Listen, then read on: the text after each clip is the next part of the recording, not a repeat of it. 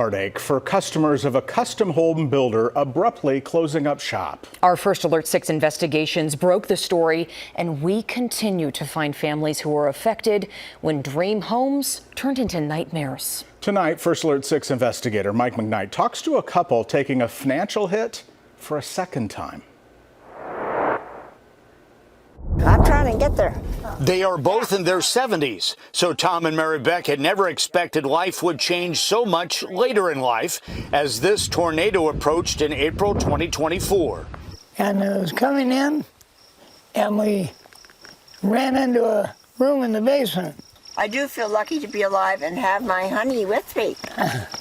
But their house and daughter's home that's close by, both destroyed. Yet months later, it's the family's determination to rebuild that really took a hit financially.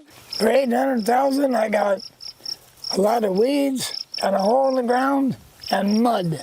Tom has checks showing he paid Davis Custom Homes $800,000 so far to replace the two homes on the property. But as First Alert first reported, the builder closed without warning.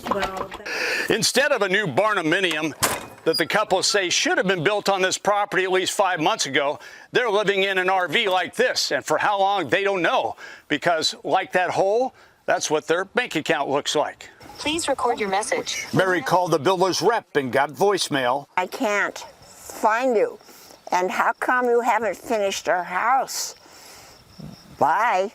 Tom paid more than half down on the two-house build. They were milking us like a cow. With a partial insurance claim and the other $400,000 out of his retirement savings. They more than took advantage. They took my money and my life. How's that? I'm not dead yet, but I got no place to live. I'm living in a motorhome. While the senior couple have just a hole to show for their payments to the builder, not far away, Tracy stands in the old foundation left by the tornado. My dad had a contract with Davis for both houses. And Davis Custom Homes is contracted to build on top of it. What makes me mad is I feel that my dad and my bonus mom were taken advantage of. My dad, they were vulnerable, coming off losing everything in a tornado. My dad was going through chemo and radiation. I mean, those two elements alone are very hard. The Arbor Day tornado last year took two houses from one family. But what really blows them away is that a closed home builder has destroyed their financial ability to recover. I entrusted a lot to them. My savings, my retirement. In Washington County, Mike McKnight, First Alert 6. Oh, the heartache in their voices.